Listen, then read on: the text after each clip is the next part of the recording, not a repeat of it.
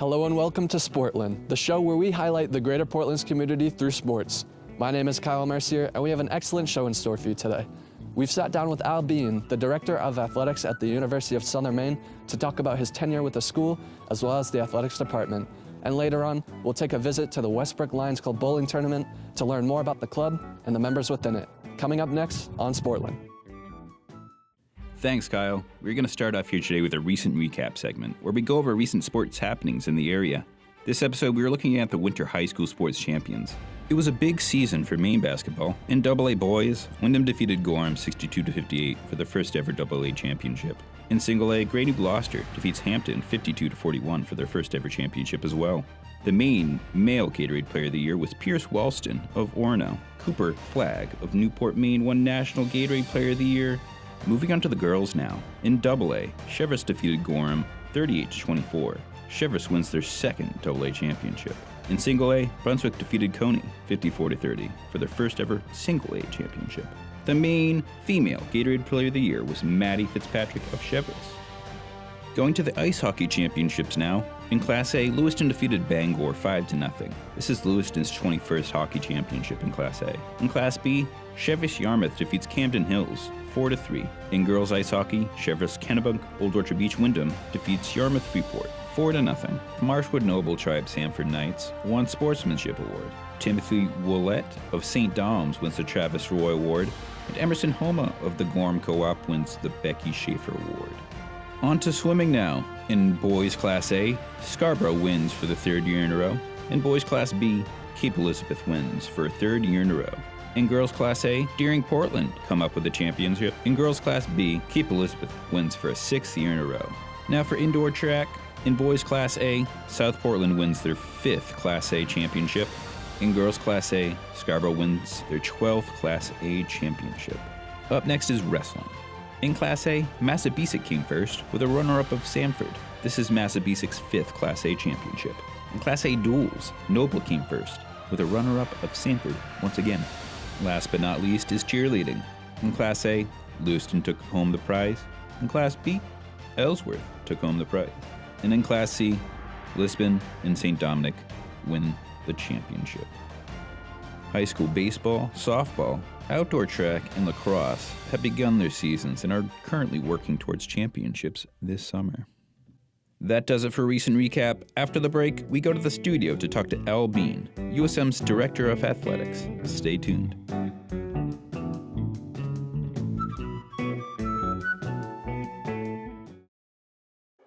I was a quarterback at Hardaway High School. College first round draft pick, on and off the field. We were taught to not show any signs of weakness. During the football season, I would stop eating. But I didn't know I was depressed. I thought that something was wrong with me. For 20 plus years was physical. We didn't have any education behind what mental health was. I started to learn it starts here first. If this is together, I'll be better as a father, as a man, and as a husband. Put the importance on your mental health. I'm not scared to talk about it anymore. The first tool is therapy. The second one is positive self-talk. And then journaling, putting your thoughts on paper. We have to redefine what being a strong man is and heal, love your mind. Every day, thousands of kids start vaping.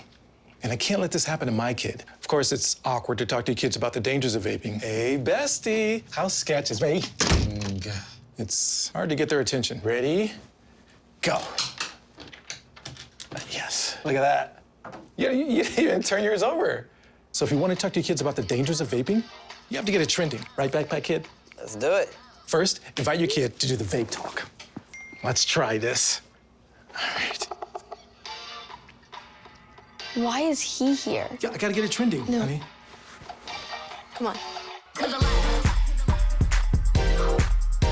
To the right. Let's go.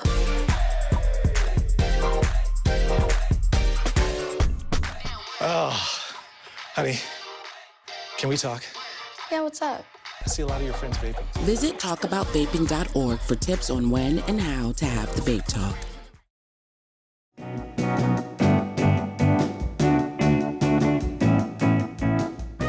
Hello and welcome back to Sportland. We are joined here by my guest Al Bean, the Director of Athletics from the University of Southern Maine. Al, how are you today? I'm great, thank you. Thanks for inviting me. Of course.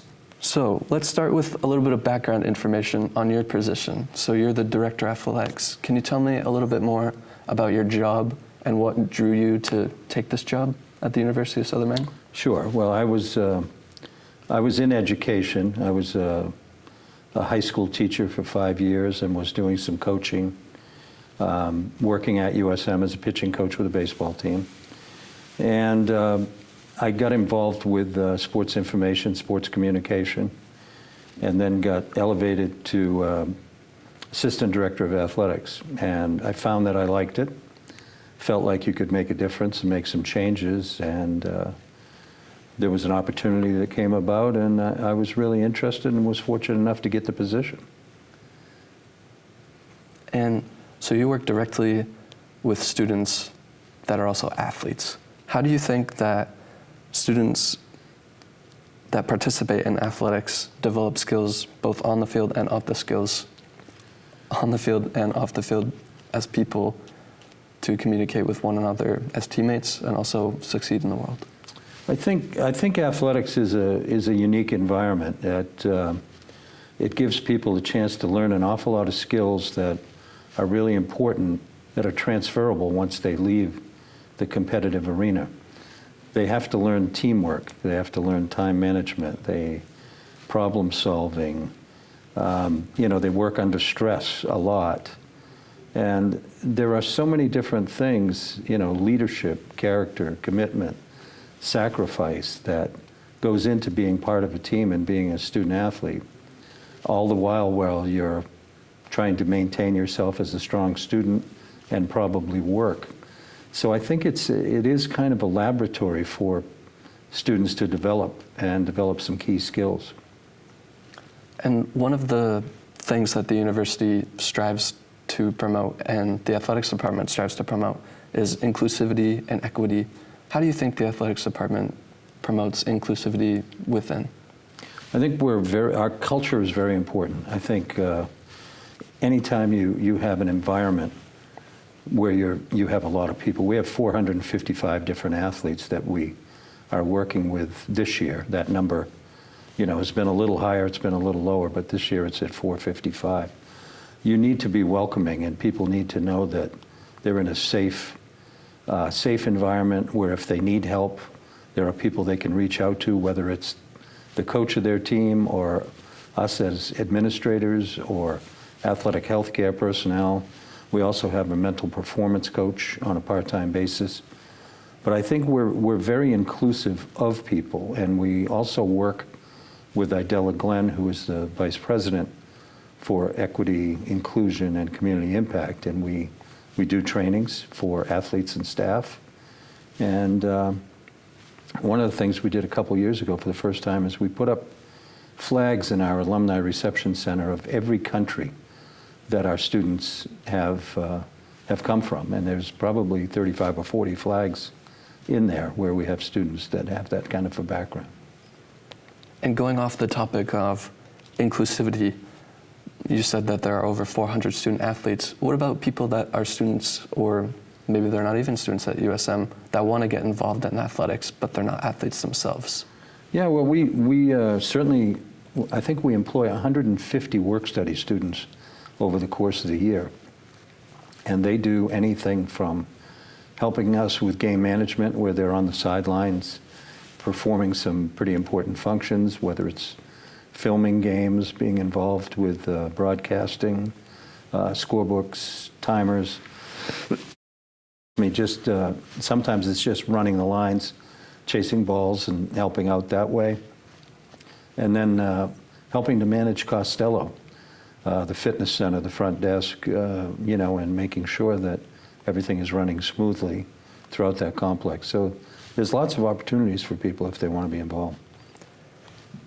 And as director of athletics, you oversee a large variety of processions that go on both at Costello and also on the Portland campus and Sullivan Gym too. What's your leadership philosophy for managing such a large umbrella of athletics? I would say, because I've been asked this a lot lately, people are, all kinds of people are doing things about leadership. So I would say I have a style that's democratic. I listen to people and get input. And I also would say I'm probably a servant leader. I like to make sure people are taken care of and they understand that there's great value in what they do and who they are. And we try to make decisions together. Can't be every decision, you know, but I like to include people in the process. And most of the athletes at the University of Southern Maine are also students trying to balance, you know, a busy work schedule and a busy academic schedule. What would your advice be for students that are, you know, trying to get into collegiate sports, or even students that are considering coming to University of Southern Maine to get involved in collegiate sports while balancing a heavy workload academically? Yeah, I think how you start is really important. And when I talk to athletes at the beginning of the year, especially the first-year athletes, I will say the first 6 weeks that you're here is critical. You have to form good habits, and you have to get yourself associated with people who are going to support your success and not drag you into areas that you shouldn't go. Time management is crucial. You know, you have classes, you have work. Sometimes you have work outside of USM. So time management skills are really critical. We also find often that the athletes do better academically in season than they do out of season because they are so focused on what they're doing and making sure they get everything done. And can you share any examples of student athletes that have taken their respective sport or, you know, a major within the university, they've taken it beyond graduation and became successful in their respective field? Sure, there's all kinds of people, like any major or any program, there's always people. We just had Sophia Slavinsky, who just graduated in December, is an incredible, you know, she was one of the top 9 women in the country, nominee for NCAA Woman of the Year. That's 9 people out of 230,000 female athletes across the country. She, you know, did so much in the community. Strong Girls United has her own group. Now she's been hired by Bates College as their pole vault coach, and she's doing good things. But we've had professional athletes in baseball, soccer, hockey. We have many people that go on to coach at the college level. And we have a lot of people in nursing and engineering that are incredibly successful. And during COVID, an awful lot of those people that were in nursing were right front and center and doing a great job. And, you know, so Dan Delgallo, who was a national champion in wrestling, is now a coach out on the West Coast. And Shannon Bolhart is the head coach at St. Michael's College. But, you know, the list is very, very long. Jess Williamson, who just got inducted to our Hall of Fame last year, is probably the best volleyball player ever to play at USM. She's now a practicing veterinarian. And we have doctors and lawyers. You know, it's just typical of a lot of graduates of a university, but there's a lot of success stories. And you've mentioned a lot of different sports, a lot of different athletes, and I know that you've been involved directly with multiple different sports at USM, including being a coach on the baseball team, and you've been an integral part in the rise of the success of USM athletics. Looking back on your career, and as well as the future of your career, what would you say in reflection to all the successes that you've had? I think I'm really proud of the work that a lot of our staff have done. We've expanded from, I think when I became AD, we had 10 sports. We'll be adding our 23rd sport next year, women's golf. And during that time, we've built the field house, the ice arena, new softball field, turf field, renovated the fitness center. There's been a lot of really positive changes for the athletes, beautiful facilities to play and practice in. And we have a little learning center right in the middle of our office area where first-year athletes have to, you know, spend 4 hours a week in there make sure they know that academics comes first. And one of the things I'm really proud of is we've raised the GPA really from about 2.5 to 3.23 over the years. You know, we have so many athletes that are, you know, on the dean's list and winning Scholar Athlete Awards. It's just really great to see. Al, thank you. Al Bean, the Director of Athletics at the University of Southern Maine, thank you for coming in and talking with us Thanks very today. much. I appreciate it. We have more coming up next on Sportland. Stay with us.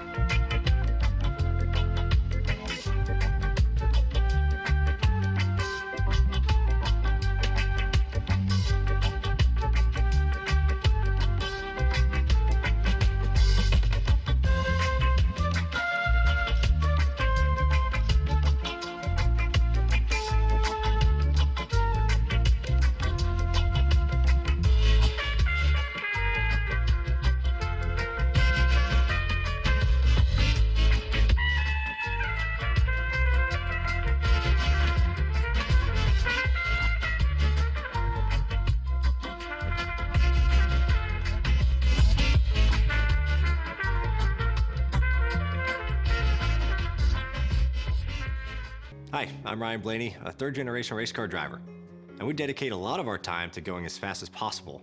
My grandpa Lou is the reason why my dad and I started racing, and I'm really proud to follow in his tracks. But when my grandpa was diagnosed with Alzheimer's, it was a very unexpected bump in the road for us.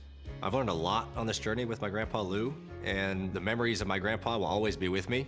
And in our family, we're used to getting involved, and I encourage you to do the same, especially when it comes to caring for your loved ones. When I think about Alzheimer's and the impact it had on my family, I recognize that losing a race isn't such a bad day after all. It's important to notice if older family members are acting differently, experiencing problems with their memory, or having trouble with routine tasks. Talking about Alzheimer's can be really tough, but if you notice something, have a conversation with your loved one. Encourage them to see a doctor or offer to go with them. Early detection of Alzheimer's can give your family time to explore support services, make a plan for the future, and access available treatments. If you or your family are noticing changes, it could be Alzheimer's. Talk about seeing a doctor together. I don't remember how it started. Go to that. Our back and forth. It always came back. Dad! You probably don't remember what you told me, That was perfect. but I heard every word.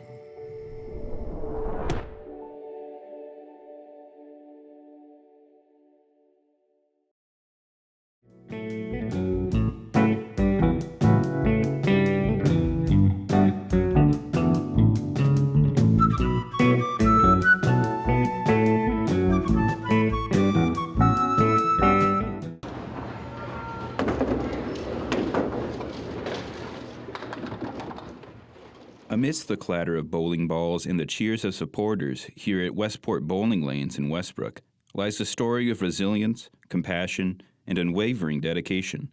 It's a story that begins with a vision fueled by tireless efforts of dedicated individuals who believe in community power and collective action's impact. The Westbrook Lions Club is a local branch of an international organization that spans over 200 countries with 1.4 million members.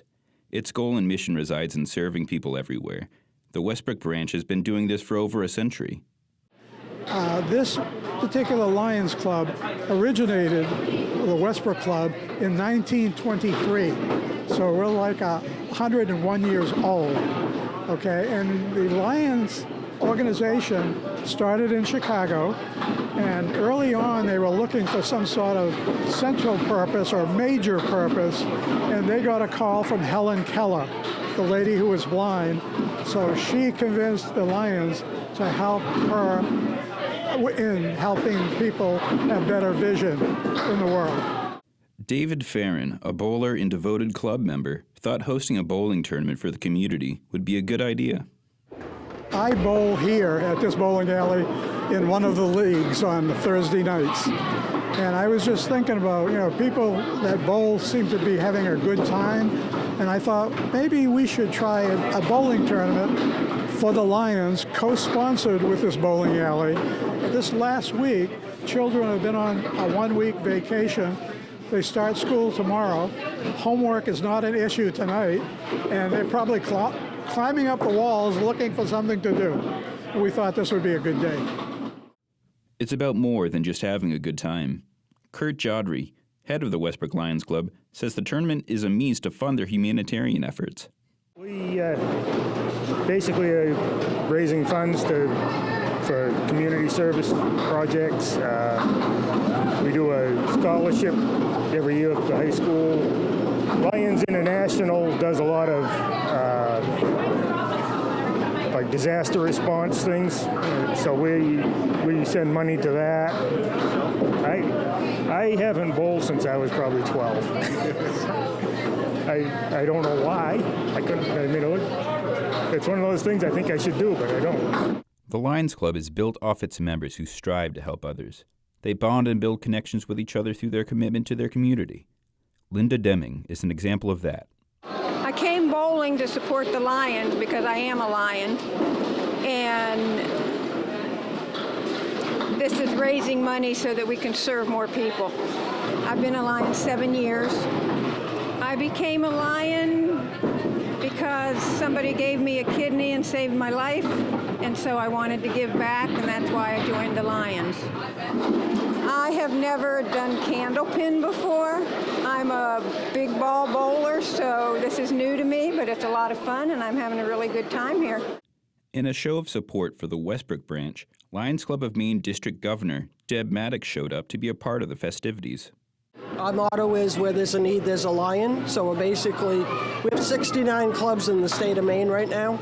And we basically, where there's a need, we're there to serve. And many clubs, like Westbrook is doing today, do fundraisers to help raise money for their communities and help their communities through whatever the needs are. Lions clubs are noted for their vision, but we have 7 other different causes that we do. Everything from feeding the hungry to environment to diabetes. But if it's not one of our causes and you were to come to a club to ask for help, the Lions Club would be there to do what we can to help. Bowling tournaments are just one of the many methods the Lions use to connect with the community. There are several different ways they can support and provide opportunities to people. They do a lot of food drives for food banks. We do vision screening in the schools for children, to help do this. We have a camera that will do a vision screening so we can help that parent know whether or not that child should go to an eye doctor to have their eyes tested. My club does a thing called The Amazing Race. You ever seen the reality show? We do a Central Maine version of that. Other clubs do things for the elderly. You name it for a fundraiser, it's probably out there, and a Lions Club has probably done that. I used to bowl in leagues, but I didn't bowl candlepins. I bowled 10 pins, which is the larger balls. So my average for that was pretty good, 165, 170. This, I bowled a 56, 64. Could have used a lot more practice, but I have excuses, and they are excuses. But main thing was to come down and support the Westbrook Lions and to have fun.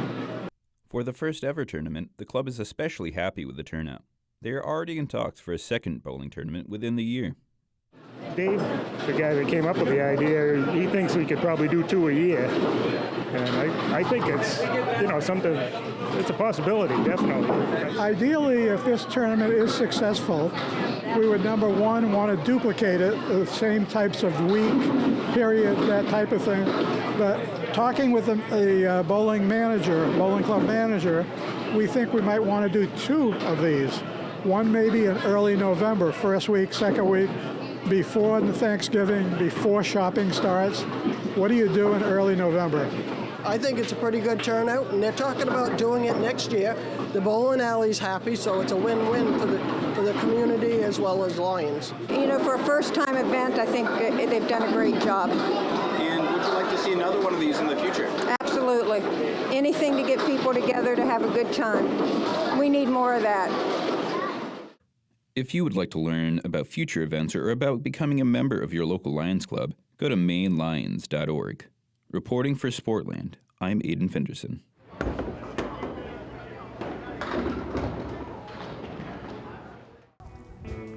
That's all the time we have for today on Sportland. Thank you for tuning in. We'd like to thank Al Bean for coming in to talk to us today, the University of Southern Maine Athletics Department, the Westport Bowling Lanes for their generosity, the Westbrook Lions Club for allowing us to showcase their event, and most importantly, the Portland Media Center.